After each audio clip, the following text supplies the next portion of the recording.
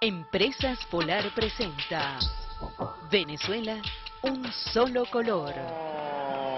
Lo mandó al otro extremo, sigue a Reni Vega. Paraguay está arriba, Paraguay 3, Venezuela 2. Este penal es absolutamente decisivo. El que viene para la selección de Paraguay es Reni Vega, ahora o nunca. Le va a pegar Verón en busca de la gloria. Le pegó Verón, gol.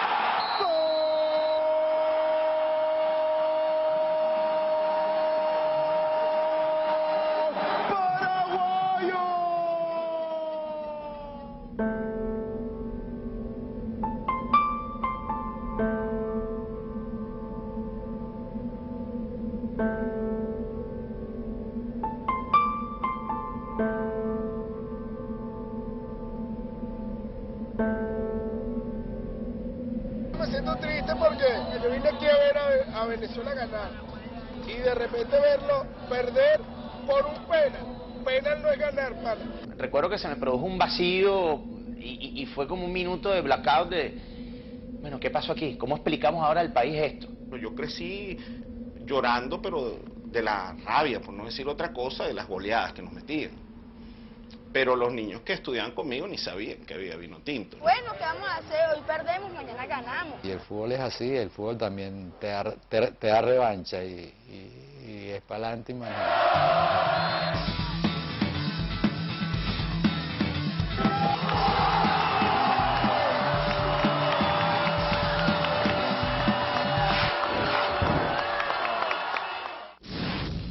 El fútbol tiene dos historias de su llegada a Venezuela. Hay una referencia histórica de un periódico que se llama El Correo del Yuruari, que publica en 1876 que con motivo de la celebración del Día de la Virgen del Carmen se había efectuado un encuentro de fútbol entre los trabajadores ingleses, holandeses, trinitarios y criollos, que se suponen deben ser los moradores de El Callao. Fue un 16 de julio, pues se toma como referencia que ese día se jugó el primer encuentro de fútbol en Venezuela. Y allí nació el fútbol. A partir de 1900 aparecen nuevamente los ingleses, los holandeses, porque a Caracas llega la electricidad, a Caracas llega el petróleo y a Caracas llega el ferrocarril. Y específicamente en Caracas llegan dos hermanos de apellido Valentine, escoceses, y llegan a Venezuela a trabajar en los talleres del ferrocarril Caracas-La Guaira, y dentro de su maleta traen un balón de fútbol. Se les va uniendo gente. Tan es así que despierta un entusiasmo tan grande que el grupo se hace muy grande de practicantes del fútbol, y con la familia Bolmer, que tenían una hacienda de nombre San Bernardino, en la zona que hoy es San Bernardino, le permiten limpiar un terreno y allí construir un campo de fútbol. Eso motiva que en el año 1903 nace el primer club del cual hay una información y un registro, que es el San Bernardino Fútbol Club. Y este es, digamos que el primer equipo de fútbol que existe en Caracas.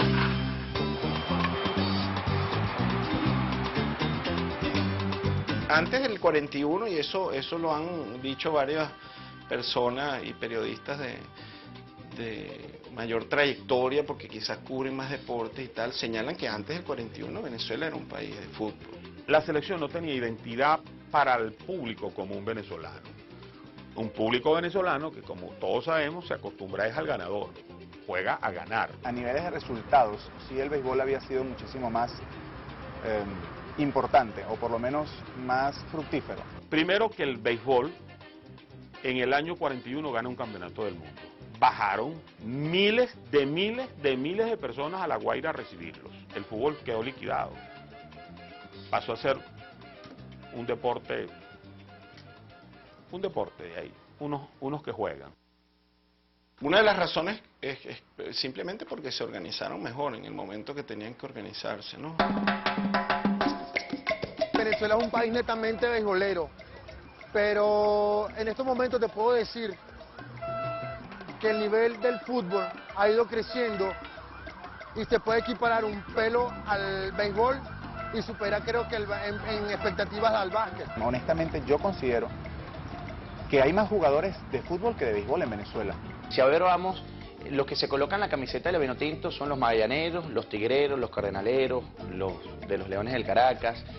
Somos todos los venezolanos. Nosotros tenemos 18 equipos de fútbol de primera división, 23 equipos de segunda división A, 22 equipos de segunda división B y 36 equipos de tercera división. 40 equipos sub-20, 40 equipos sub-18, 72 equipos sub-16 y sub-18 jugando a nivel nacional. 10.500 jugadores. Dime qué disciplina en el país que tú conozcas tiene esta actividad deportiva en el país. Ninguna. La liga de béisbol profesional dura 4 meses. La actividad del fútbol profesional dura 10 meses. El pasatiempo puede ser el béisbol, pero la primera actividad deportiva del país es el fútbol.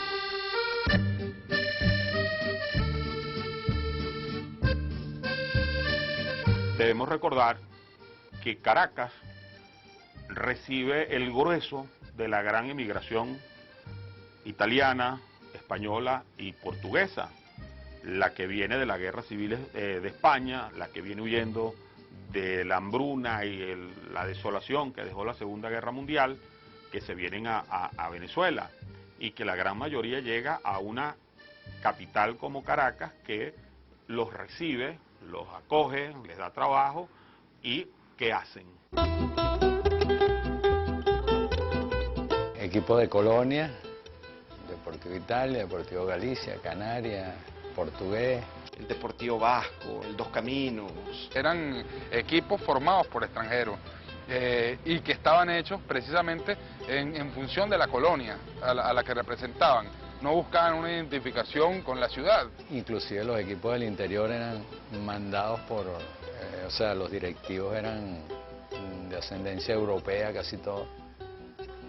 Y traían importaciones masivas.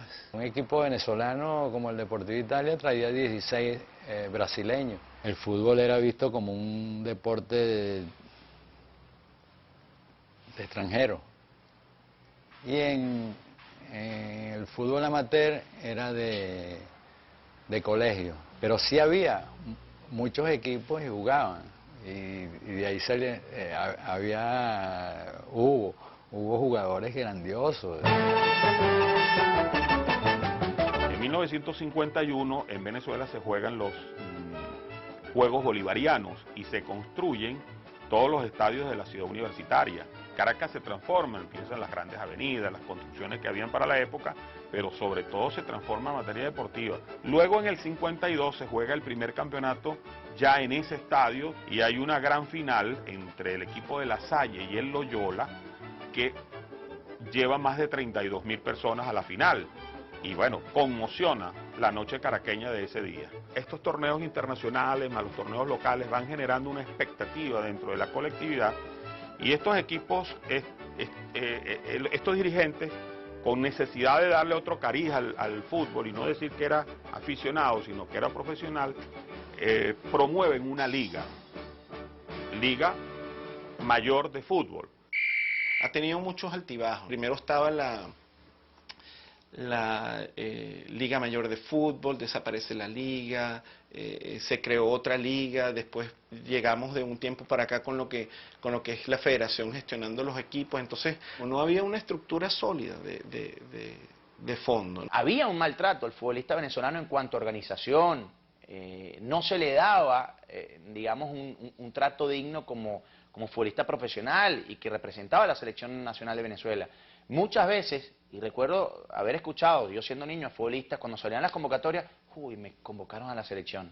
Era un sufrimiento, era como ir a la guerra. Al tú no tener los jugadores en activo, en crecimiento, y además sin formación, sino su calidad innata que les permitió llegar al fútbol, nuestras selecciones sufrieron mucho. Sufríamos goleadas y aparte de que nos reunían una semana antes y nos llevaban al matadero. Concentraciones en hoteles que ofrecían unas condiciones, la verdad, bastante lamentables. Se comían una pollera antes de un partido. Yo vi jugadores del Táchira vendiendo boletas para el partido porque no les pagaban. Antes los jugadores tenían que ocuparse hasta de cómo y dónde dormían. porque eran ellos porque no había recursos y tenían que ocuparse de lavar la camisa. Y no podían hacer intercambio de camisas porque había un solo juego de camisas. La camiseta tiene una historia bien jocosa, ¿no? Bien única, que en un partido amistoso que tuvo la selección no aparecieron los uniformes que se habían mandado a hacer.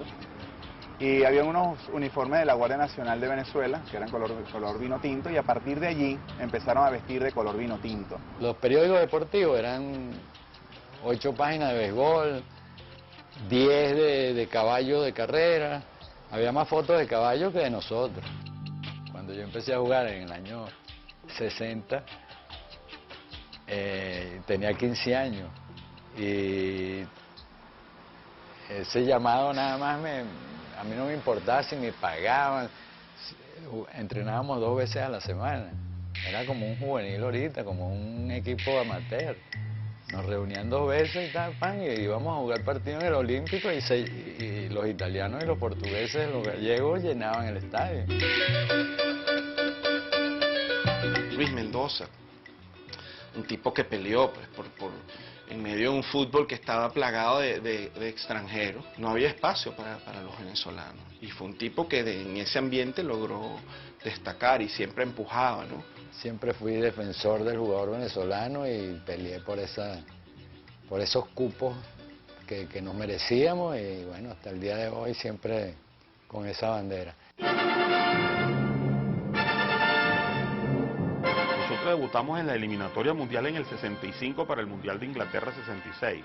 Chile ya había organizado un mundial, Uruguay había organizado un mundial, Brasil había organizado un mundial, Brasil había ganado 2 campeonatos del mundo.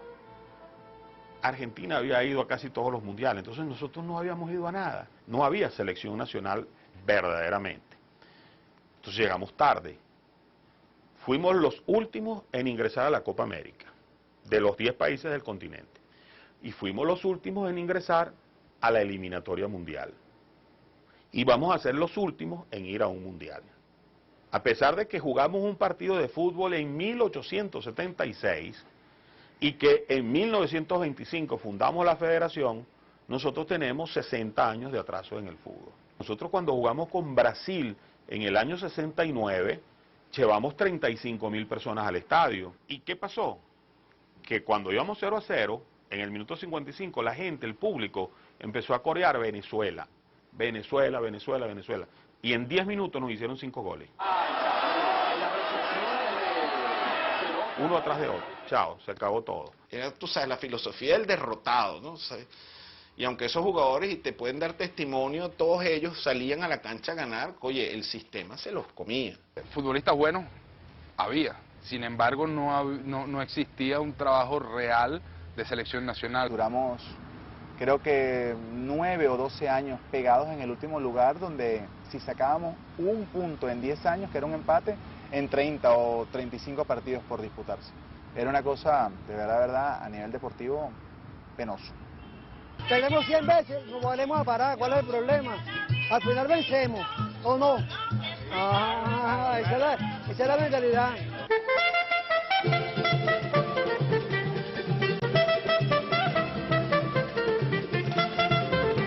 El primer mundial que se transmitió por televisión en señal abierta en Venezuela fue el de México 70, con el equipo de Brasil, que es considerada la mejor en la historia de los mundiales, fue campeón. Entonces cautivó a los venezolanos y muchos venezolanos se anotaron a Brasil, a ganador. La admiración por Brasil siempre, por parte del venezolano, porque era el que representaba. Nosotros estábamos tan lejos de llegar a un mundial. Era un trámite enfrentar a Venezuela y por eso la etiqueta de Cenicienta, porque jugáramos de local o visitante casi siempre nos ganaban. Yo he conversado con colegas de otros países y dicen, bueno, pero qué locura en Venezuela, ustedes no participan en los mundiales, nunca en un mundial absoluto, pero lo viven con igual o más pasión que cualquier país que participa. Los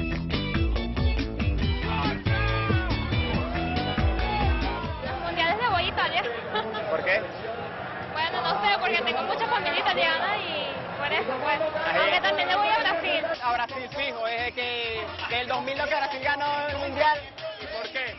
Porque Brasil siempre, no sé, juega en un juego bonito, un juego como distinto que no tienen a otras selecciones. vulgarmente en el fútbol hablan de que los pasteleros son las personas que siguen a las selecciones de otro país cuando juegan contra Venezuela. Yo no lo voy a juzgar, ¿no? Pero de gente con camisas de miles de equipos, aquella amalgama de... Tú te sorprendías de que...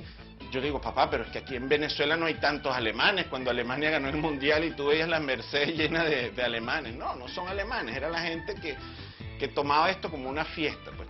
Hay un poco de todo.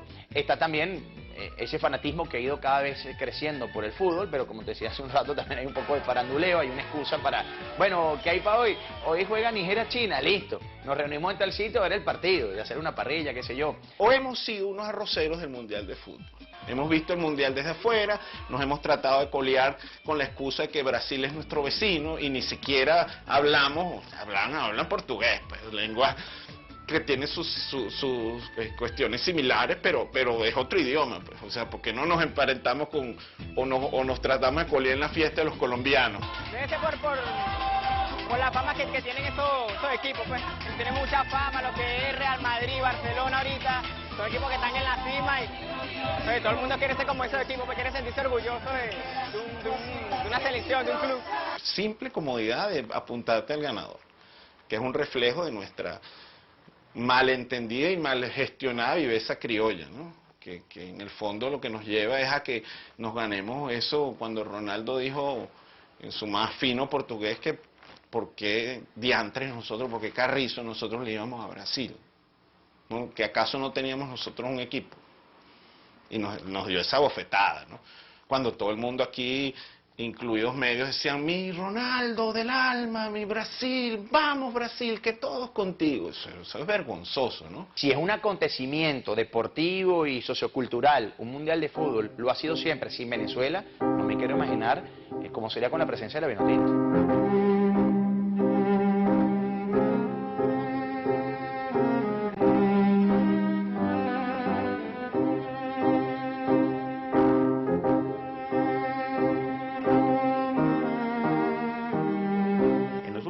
Años, nosotros hemos acelerado muy rápido la rueda, el carro del fútbol, el tren lo llevamos acelerado para tratar de descontar todos esos años que perdimos. Y empieza una transformación a partir del 93 de las selecciones nacionales y una renovación de los jugadores. Mucha gente ha trabajado por el fútbol venezolano. Sería mezquino mencionar a uno como el único responsable de lo que está ocurriendo, lo que ha ocurrido en los últimos años. Ciertamente ha habido protagonistas y generaciones que han marcado un antes y un después en nuestro fútbol venezolano. Atoriza fue un entrenador argentino traído por Rafael Esquivel para acá. Fue el primer entrenador extranjero sudamericano para la selección venezolana, el cual fue el primero también que introdujo en nuestro fútbol nacional lo que es la preparación física. Trajo un preparador físico argentino. Se empezó a trabajar. Ahí la selección comenzó a tener varios empates y una que otra victoria.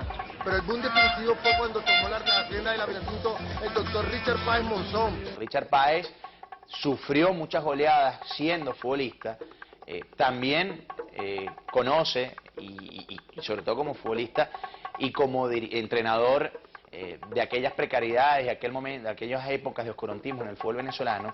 Y Richard Páez llegó a la selección con un mensaje basado en la irreverencia, en el buen sentido, en zafarnos de los complejos, y ese mensaje caló en el futbolista. Era difícil mostrarle a los jugadores a qué se estaba apuntando, porque no habían tantos ejemplos de que agarrarnos. Entonces, cuando hacíamos una preselección juvenil, plantearle resultados era, bueno, tratar de hablar desde la fantasía. El nombre de la Vinotinto no se sembraba en el país hasta el 2000, que Richard Páez asume la selección con un discurso nacionalista y empieza a hablar de la Vinotinto y convierte a la Vinotinto en más que la selección nacional, en el equipo de la Vinotinto. Hay que decir que Venezuela ya no participa nada más, compite, centenariazo. Venezuela goleó 3-0 a Uruguay, fue la victoria más importante de Venezuela en eliminatorias. El técnico Richard Páez declaró, con este triunfo estaban pagando 36 años de humillación. Tú estás sentado en un palco rodeado de gente que pasó toda la antesala burlándose de ti. y mete Gabriel Urdaneta que el guamazo así. Me paré, tumbé la laptop.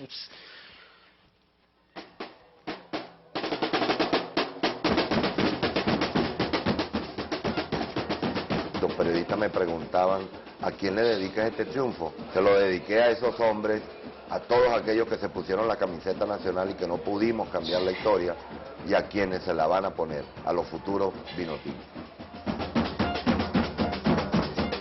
Se dan aquellos 4 triunfos de manera consecutiva en las eliminatorias Japón y Corea. Aquel primer triunfo en Maracaibo 2-0 contra la selección de Uruguay, luego llegó el triunfo en Chile contra la selección chilena y los triunfos contra la selección de Perú y Paraguay. Fueron 4 triunfos con los que cerró Venezuela aquella eliminatoria y aquello fue un acontecimiento. Euforia, orgullo de ser venezolano. ¿Desde cuándo? Desde siempre, desde que nací. En unos momentos bien difíciles en la capital, esa selección unió al país. Este equipo está empeñado en hacer historia. Ya no da vergüenza ver los partidos de la selección, ya no da vergüenza colocarse la camiseta de la selección nacional. Ha surgido un sentimiento bastante importante, pero que ha ido de la mano con los resultados. Los resultados han sido determinantes en todo esto. Hoy en día estamos viendo el fruto de ese trabajo. Que pasamos a ser ya de la Cenicienta de Sudamérica a ser un equipo que se puede tutear de tú a tú con cualquiera. Los medios se suman a esta fiebre del fútbol. Tenemos una Copa América en el 2004 donde los canales del momento, Radio Caracas y Televisión, se pelean el protagonismo de los jugadores. Empresas importantes empiezan con el patrocinio, con las tarjetas de crédito, las tarjetas de teléfono, los cuadernos, los zapatos, las camisas, los televisores, todo. Es un trabajo, digamos, de comercialización de marca, por decirlo entre comillas, de presentarle la marca Vinotinto a la gente. La gente se animó, pues, o sea, y se convirtió en eso, en un delirio de millones, ¿no? Sin el apoyo de la empresa privada, probablemente todo ese fenómeno Vinotinto, esa preparación que se ha dado, no hubiese sido posible, eso es obvio. A donde te diriges consigue a alguien con una camisa de la Vinotinto y alguien interesado en el juego y en los jugadores, y todos son famosos hoy en día. Yo no creo que es una moda, ya en serio ya la Vinotinto ya se despegó. Si se ve moda y así apoyamos cada Vinotinto, que sea moda para siempre.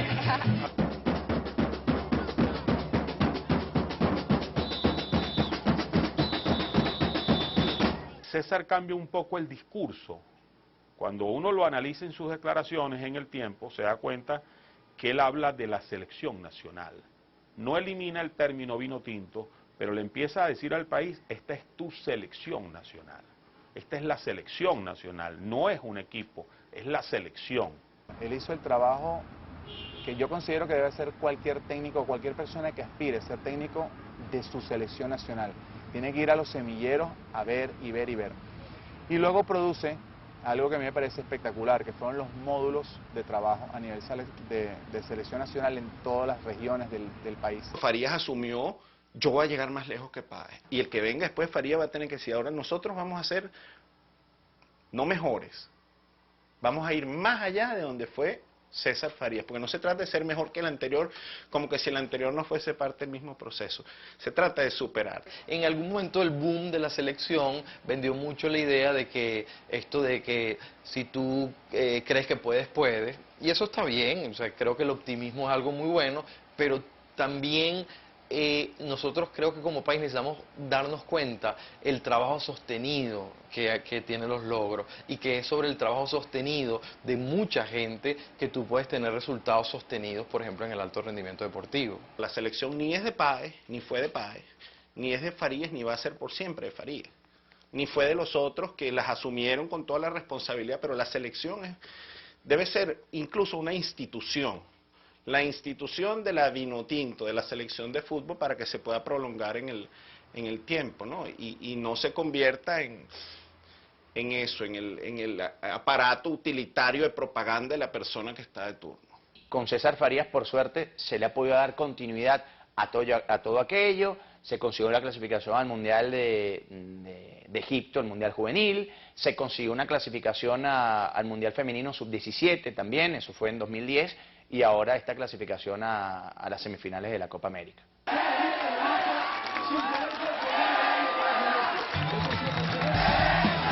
Esto fue increíble, o sea, aquí gente que yo en mi vida había oído hablar de fútbol y vecinos que tú ni sabías que tenías vecinos, salieron con banderas y porque ya ahí sembraba un sentimiento.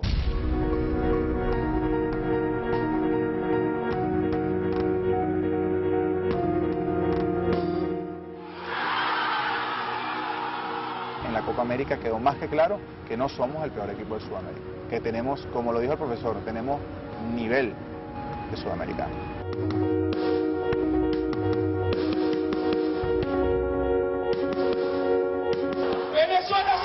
Toda esa generación del 2000 al 2011 ha crecido viendo a una Vinotinto que gana, empata y pierde, pero que gana más partidos que los que pierde. Toda esa gente es la que hoy hace que la Vinotinto sea un fenómeno nuevamente. Los que tienen 50 años no lo creen. Le ganamos a Brasil, no puede ser, pero sí que siempre perdimos. El país creció con una selección que en los últimos 10 o 12 años se acostumbró a ser exitosa.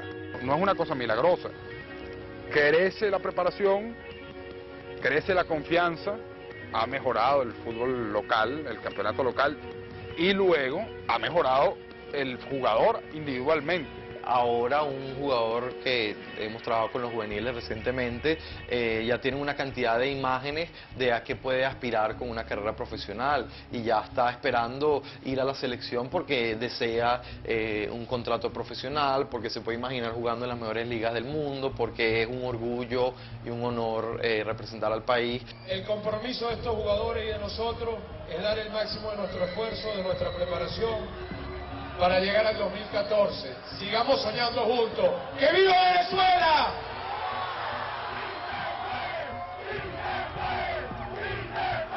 La época de oro del fútbol en Venezuela, los 40. ¿Cómo que los 40 era la época de oro? Si no jugamos con nadie. Jugamos internamente aquí. No puede ser la época de oro.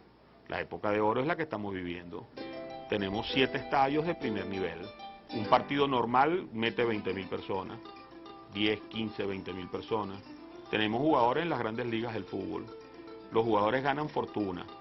Esta es la época de oro. El fútbol es quizás la actividad que ha crecido de manera más continua y de manera más exponencial en cualquier número que quiera sacar, en número de personas que van al estadio, en nivel de económico de lo que produce, en nivel de resultados deportivos, en cantidad de jugadores profesionales y puestos de trabajo que ha creado. Ha tenido un crecimiento asombroso. Ese concepto Vinotinto ha trascendido lo que es el fútbol y se ha convertido en un sentimiento nacional, un sentimiento que engloba a todos los venezolanos.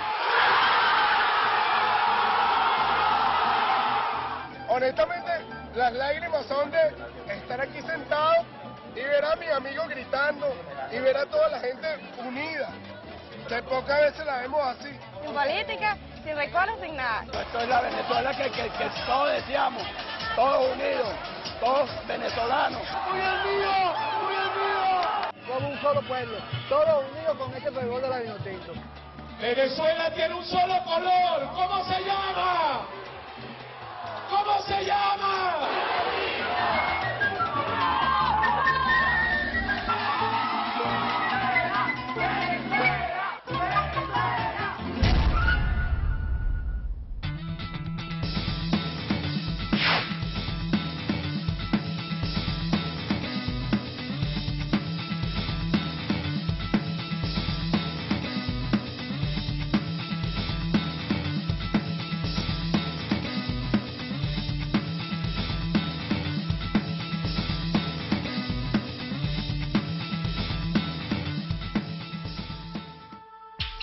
Empresas Polar presentó Venezuela, un solo color.